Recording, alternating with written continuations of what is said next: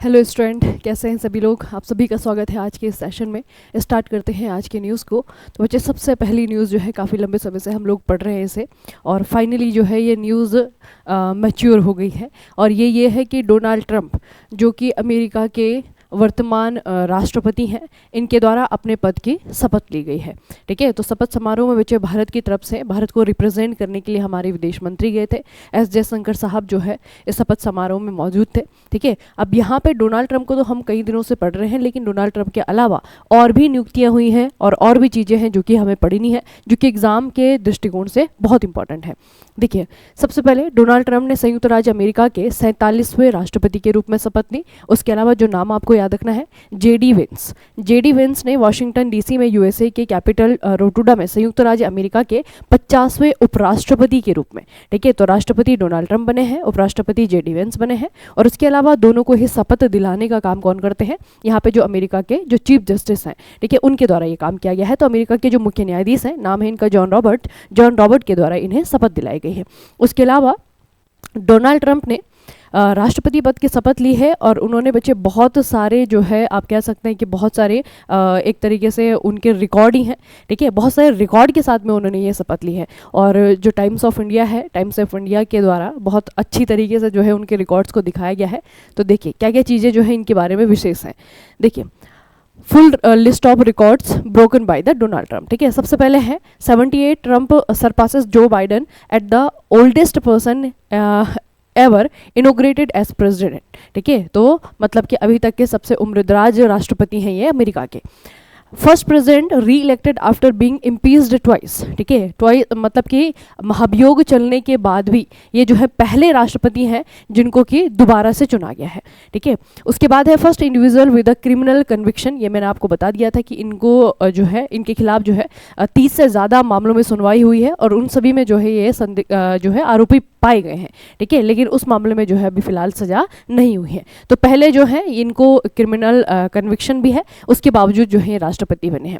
उसके बाद है second president to win non consecutive term. Non consecutive term का मतलब है पहले डोनाल्ड ट्रंप थे, उसके बाद में जो है जो बाइडन आए, और उसके बाद जो है दोबारा से डोनाल्ड ट्रंप आए हैं, है ना। उसके अलावा first president to skip their successors inauguration and return. ठीक है, अपने सक्सेसर का जो क्या कहते हैं, सक्सेसर के जो पहले बच्चे जो इनसे पहले थे, उनको जो है पहले ऐसे राष्ट्रपति बने हैं कि अपने सक्सेसर को स्किप करके जो है राष्ट्रपति बने हैं। First inauguration of Martin Luther king junior day. देखिए, फर्स्ट मार्टिन लूथर किंग के बाद में जो है आपका मार्टिन लूथर किंग डे पे जो है इन्होंने क्या किया है, पद की शपथ ली है। ठीक है, उसके अलावा बच्चे ये भी थोड़ा सा याद रखिएगा कि इन्होंने उस बाइबल का इस्तेमाल किया है शपथ लेने के लिए, जिसका इस्तेमाल अब्राहम लिंकन ने किया था। ठीक है, तो ये भी जो है आपका न्यूज़ थी जिसने कि काफ़ी सुर्खियां बटोरी। ठीक है, तो ये बच्चे आपको इतने सारे जो है इनके जो रिकॉर्ड हैं वो थोड़ा सा ख्याल रखने हैं, क्योंकि और इसमें से जो सबसे इंपॉर्टेंट है वो है आपका ओल्डेस्ट पर्सन का। ठीक है, और एक जो सबसे इंपॉर्टेंट है वो है आपका क्रिमिनल कन्विक्शन वाला, क्योंकि ये पहले ऐसे इंडिविजुअल है जिनको राष्ट्रपति पद की शपथ दिलाई गई है, जबकि वो क्रिमिनल कन्विक्शन जो है इनके ऊपर हो चुका है। ठीक है, तो ये चीज़ आपको याद रखनी है। उसके अलावा है first billionaire president serving a second term. ठीक है, तो पहले ऐसे बिलियनियर हैं जो कि दूसरी बार अमेरिका के राष्ट्रपति हैं। ठीक है, पहले ऐसे बिलियनियर हैं जो कि दूसरी बार अमेरिका के राष्ट्रपति बने हैं। अब इनके साथ राष्ट्रपति पद के अलावा कुछ और पदों पे भी नियुक्ति हुई है। पूरा का पूरा कैबिनेट जो है उन्होंने शपथ ली है। ठीक है, तो कौन कौन से पद हमें याद रखनी है। सबसे पहले बच्चे अमेरिका के स्वास्थ्य सचिव का नाम याद रखिएगा, रॉबर्ट एफ कैनेडी जूनियर। ठीक है, उसके बाद है अमेरिका के रक्षा सचिव, ये आपके पीट हेग्सेथ बने हैं। अमेरिका के नए राष्ट्रीय खुफिया निदेशक तुलसी गेबार्ड को बनाया गया है। अमेरिका के संघीय जांच ब्यूरो यानी कि FBI के प्रमुख जो है काश पटेल को बनाया गया है। तो ये जो है कुछ और अपॉइंटमेंट है अमेरिका के लिहाज से जो हमें याद रखनी है। इन दोनों में से बच्चे सबसे इंपॉर्टेंट आपका तुलसी गेबार्ड है और आपका काश पटेल है। ठीक है, और राष्ट्रपति बनने के साथ में ही जो डोनाल्ड ट्रंप हैं, इन्होंने जो है बहुत सारी चीज़ों का डिक्लेरेशन की है, बहुत सारी चीज़ों की घोषणा की है। उनमें से बच्चे आपका एक ही है। ठीक है, हालांकि ये पता था सभी को, क्योंकि डोनाल्ड ट्रंप ने ये पहले ही कहा था कि अगर वो राष्ट्रपति बनेंगे तो WHO को छोड़ देंगे। ठीक है, और वही हुआ।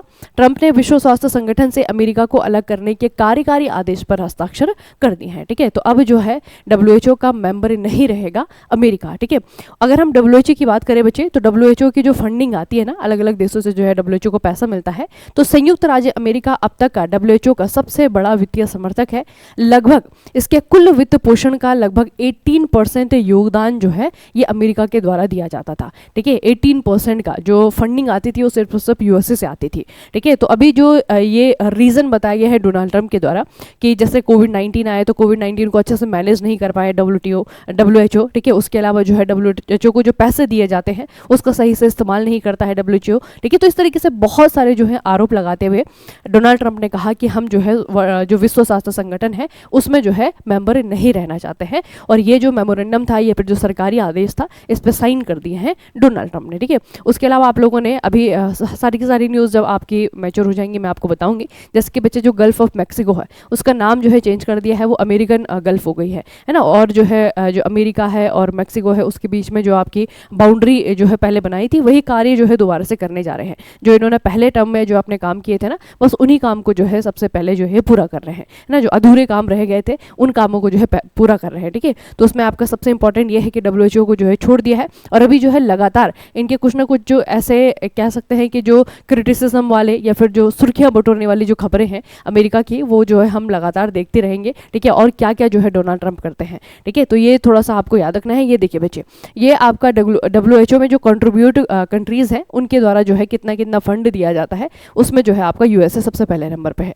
ठीक है, यूएसए सबसे पहले नंबर पे है। उसके बाद आपका जो बिल गेट्स वाली जो फाउंडेशन है वो आपका दूसरे नंबर पे है। गेवी अलायंस है, फिर यूरोपियन कमीशन है, फिर जर्मनी आता है, वर्ल्ड बैंक आता है, यूके और नॉर्दर्न आइलैंड आता है, इस तरीके से। लेकिन इसमें यूएसए को अगर आप लोग देखेंगे तो 18% भागीदारी के साथ में ये पहले नंबर पे है, और अभी यही अमेरिका जो है डब्ल्यूएचओ को छोड़ने जा रहा है। अगली जो न्यूज़ है स्पोर्ट्स से रिलेटेड है। अभी भारत में India open super 750 badminton tournament का आयोजन किया गया था दिल्ली में, और इसके फाइनल हो चुके हैं, मेंस के भी वुमेंस के भी। तो जो मेंस का फाइनल था वो जीता है बच्चे विक्टर एलेक्सन ने। ठीक है, विक्टर एक्सेल्सन इनका नाम है, डेनमार्क के खिलाड़ी हैं, और इन्होंने जो है तीसरी बार इंडिया ओपन खिताब जीता है। इससे पहले 2017 में भी ये जीते थे, 2019 में भी जीता थे। ठीक है, तो लगातार नहीं, ये जो है तीसरी बार जो है इंडिया ओपन के विजेता बने हैं। खास करके इस तरीके की जब आपके ये टूर्नामेंट होते हैं, भारत के नाम पे है, बैडमिंटन का टूर्नामेंट है। ठीक है, और आपको ये याद रखना है कि जो विक्टर हैं ये कौन से देश के खिलाड़ी हैं, तो ये आपके डेनमार्क के खिलाड़ी हैं। उसके अलावा अगर हम वुमेंस की बात करें तो दक्षिण कोरियाई खिलाड़ी हैं, इनका नाम है आपका आन से यंग। ठीक है, आन से यंग ने नई दिल्ली में आयोजित इंडिया ओपन सुपर 750 का बैडमिंटन टूर्नामेंट में महिला एकल का खिताब जीता है। तो पुरुष में जो है आपके डेनमार्क के खिलाड़ी हैं विक्टर, और लड़कियों में जो है आपका दक्षिण कोरियाई खिलाड़ी है, इनका नाम है आन से यंग। ठीक है, ये इंडिया ओपन है बच्चे, इसीलिए जो है आपको बता रही हूँ मैं। अब देखिए अगली न्यूज़ जो है उत्तराखंड से रिलेटेड है।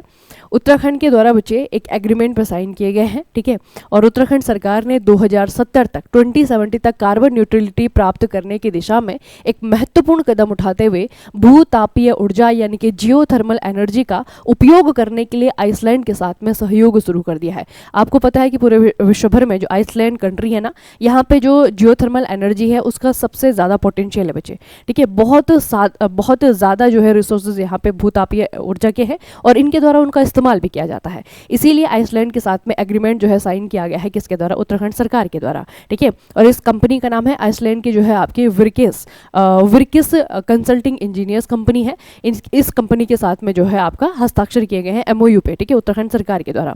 तो बेसिकली क्या किया जाएगा कि हमारी जो एनर्जी पे जो डिपेंडेंसी है, आपको पता है कि हमारे जो पहाड़ी राज्य है ज़्यादातर, वहाँ पे जो है सदाबहार नदियाँ हैं, ग्लेशियर वाली नदियाँ हैं, इसीलिए वहाँ पे जो हाइड्रो पावर प्लांट है वो बहुत ज़्यादा मात्रा में है। ठीक है, और उस प्रकार के प्लांट में या फिर जो आपकी बाकी जो आपके रिन्यूएबल नॉन रिन्यूएबल जो सोर्सेज हैं उस पर बिजली के लिए है ना, खास करके जो इलेक्ट्रिसिटी है उसके जनरेशन के लिए हमारी डिपेंडेंसी बहुत ज़्यादा रहती है ना। तो वो जो डिपेंडेंसी है उसको शिफ्ट करने के लिए जो है आप लोग देख रहे हैं कि सोलर एनर्जी के सेक्टर में बहुत सारे जो है इनोवेशन हो रहे हैं, उसके लिए बहुत ज़्यादा अवेयरनेस प्रोग्राम चलाए जा रहे हैं। उसके अलावा विंड एनर्जी हो गया, और अब जो है उत्तराखंड सरकार, चूंकि उत्तराखंड में बच्चे इस चीज़ का पोटेंशियल है।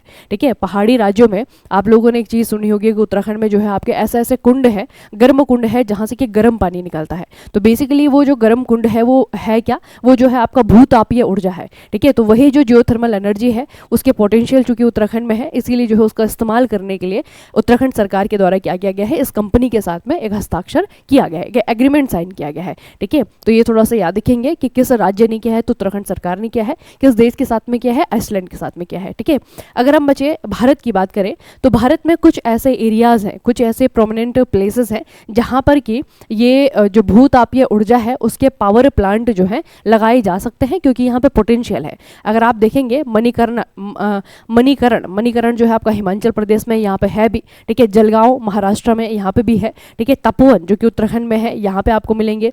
आपका बाक्रेश्वर ये आपका वेस्ट बंगाल में है, और आपका तवा जो कि गुजरात में है ना। तो ये जो है आपकी वो जगह है जहाँ पर कि पोटेंशियल है जियोथर्मल प्लांट लगाने के लिए, यहाँ पे इनका विकास किया जा सकता है, ठीक है। अभी मैं आपको नक्शे में दिखाऊंगी कि भारत में वो जगह कौन सी हैं, वो प्लेसेस कौन से हैं। ये देखिए बच्चे, ये आपके सारे के सारे जियोथर्मल प्रोविंसेस हैं। अगर आप लोग ध्यान से देखेंगे, आपका पूरा जम्मू कश्मीर हो गया, उसके बाद में हिमाचल प्रदेश हो गया, या आपका उत्तराखंड हो गया, है ना। ये पूरी की पूरी जो आपकी बेल्ट है, हिमालय वाली बेल्ट है, यहाँ पर आपको जियोथर्मल एनर्जी का पोटेंशियल देखने को मिलता है, ठीक है। फिर आप थोड़ा सा नीचे आएंगे, यहाँ पे जो है आपका ये उत्तर प्रदेश से नीचे जो है मध्य प्रदेश वाला, राजस्थान वाला, पंजाब वाला क्षेत्र है, यहाँ पे भी आपको इसका पोटेंशियल देखने को मिलेगा। ये देखिए गुजरात में इसका पोटेंशियल देखने को मिलेगा। नीचे आएंगे तो यहाँ पे आपका महाराष्ट्र में है, ठीक है। यहाँ पे अगर आप देखेंगे तो बीच में जो है आपका मध्य प्रदेश वाला, ठीक है, महाराष्ट्र वाला जो ये पूरी बेल्ट है, यहाँ पे आपको देखने को मिलेगा, ठीक है। थोड़ा सा नीचे आएंगे और तो गोदावरी बेसिन में बचे, बुग्गा यहाँ पे तो है भी, है ना। ये बुग्गा जो है आपका गोदावरी बेसिन में, यहाँ पे जो है आपका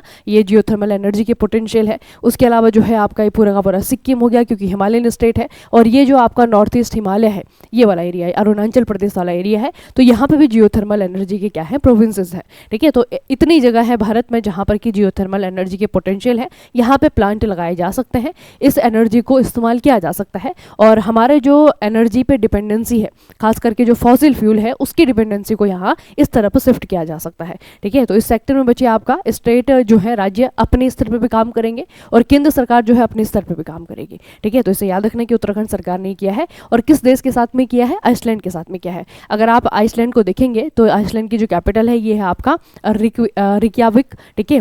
और ये जो है आपका एक द्वीपीय देश है। अगर आप देखेंगे तो ये जो है आपका पूरा द्वीप है। इसके उत्तर की तरफ आपका ग्रीनलैंड सी है, दक्षिण की तरफ देखेंगे तो यहाँ पे आपका अटलांटिक सी आ जाता है, ठीक है। और चारों तरफ से जो है आपका समुद्र से घिरा हुआ है, मतलब कि एक अटलांटिक ओशियन का जो है आपका क्या है, एक देश है, ठीक है। तो आइसलैंड है, ये आपका यूरोपियन कंट्री है, ठीक है। बहुत बड़ा देश नहीं है, लेकिन जियोथर्मल एनर्जी के लिए जो है बहुत ज़्यादा जाना जाता है, ठीक है। तो चूंकि इनके द्वारा इस प्रकार के प्रोजेक्ट जो है बहुत ज़्यादा किए गए हैं और बहुत अच्छी सक्सेस बच्चे इन्हें मिली है, इसीलिए उत्तराखंड सरकार ने इस देश के साथ में, इस देश की कंपनी के साथ में ये एग्रीमेंट साइन किया है, ठीक है। तो इसे याद रखेंगे, Iceland.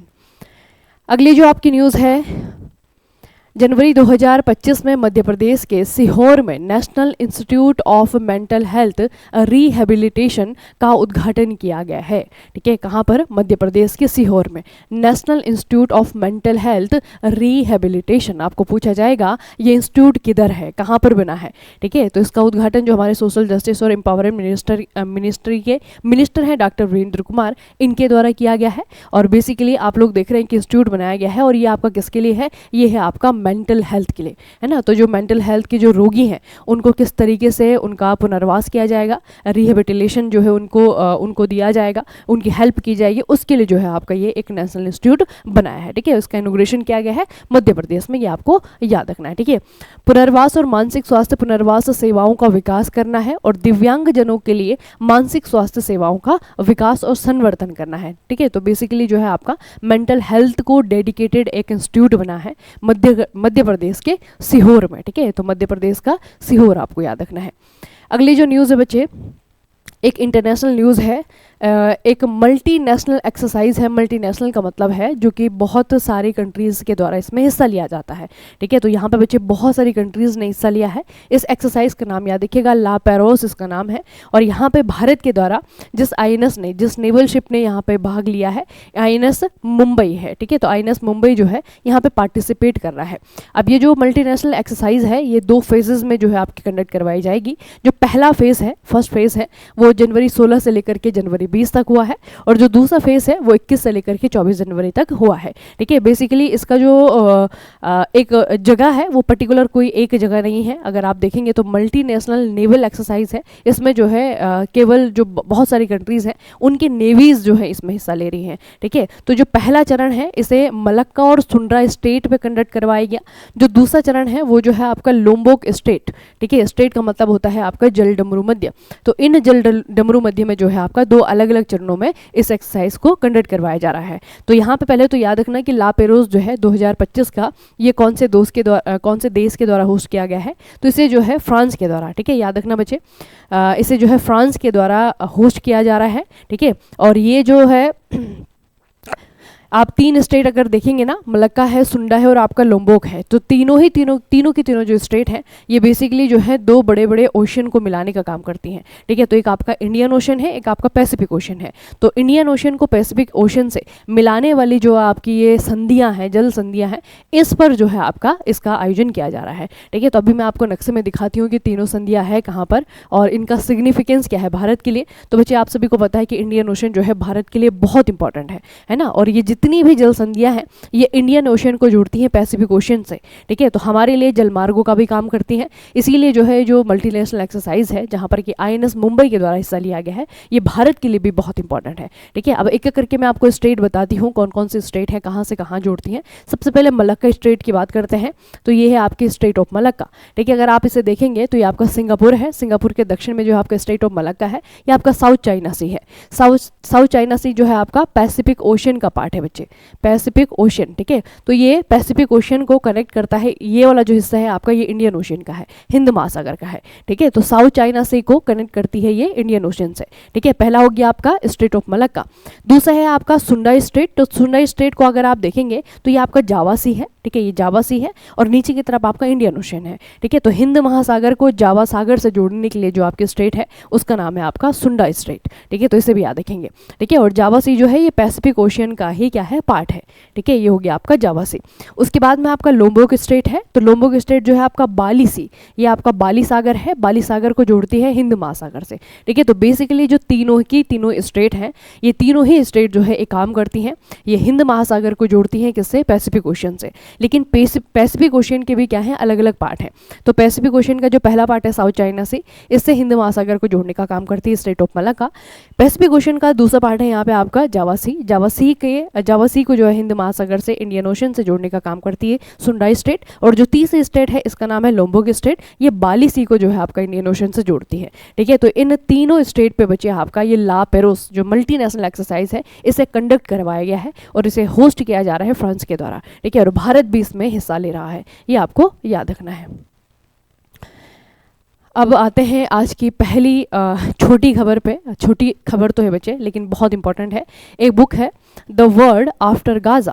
The world after Gaza book है, आपको दिख रही है बुक है, और इसे लिखा है पंकज मिश्रा ने। तो ये बुक जो है अभी हाल ही में इनोग्रेट की गई है। ठीक है, तो पंकज मिश्रा को याद रखिएगा, राइटर हैं, और इनकी जो किताब है द वर्ल्ड आफ्टर गाजा ये नई लॉन्च हुई है। ठीक है, तो इस किताब को याद रखिएगा और राइटर को याद रखिएगा।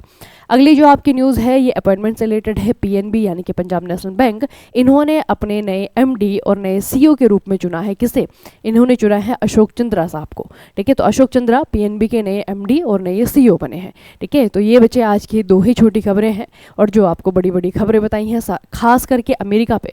अभी अमेरिका वाली न्यूज़ जो है बहुत लंबी चलने वाली है आगे तक, है ना, क्योंकि आपको पता है कि डोनाल्ड ट्रंप जो है अपना जो पहला टर्म इनका रहा था वहाँ पे भी बहुत सारे रीजन से जो है चर्चाओं में रहे थे, है ना, और अब दोबारा से वही हो रहा है। जैसे ही इन्होंने शपथ ली है उसके बाद में एक के बाद एक ऐसी घोषणाएं कर दी हैं जिसके कारण ये आपका दोबारा से चर्चाओं में है ना। तो अमेरिका तो जो है अब हर दिन किसी न किसी न्यूज़ के कारण जो है चर्चाओं में रहेगा। ठीक है, तो इसकी खबरों पर बच्चे ध्यान रखते हैं।